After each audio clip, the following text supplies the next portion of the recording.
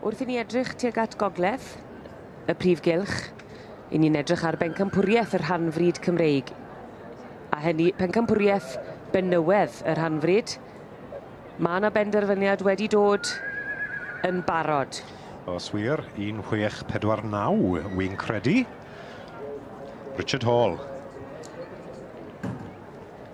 Richard Hall a King Fi'n Encore sy'n disgwyl fel bod e wedi cael y wobr hyn. Ac yn is-bencampwr yw Anne Pritchard Simmons a Cupid Hill Caprice. Ond yn cymeryd y wobr yw King Fi'n, ceffil King Fi'n Encore i Richard Hall wedi cael ei fagu wrth y march Twilight Celebrity ac allan o King Fi'n Curtain Call. Gystadleuaeth i fod yn glir pencampwriaeth y cesig neu'r ebolesi.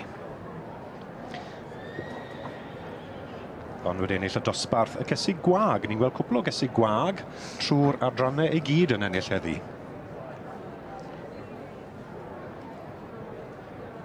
Y llun i chi'n gweld o'ch blaen chi ar hyn o bryd yw yr un fath i'r brig yng nghystadleuaeth a pencampwriaeth benywedd y rhanfryd Cymreig i'r cesig neu'r ebolesi. Ac yn mynd â hi heddi King Fi'n Encore a'r perchenog Mr Richard Hall. A llongyfarchiadau mowr iawn iddyn nhw ar ddod i'r brig yn y bencampwriaeth arbennig yma gyda'r rhanfryd Cymreig.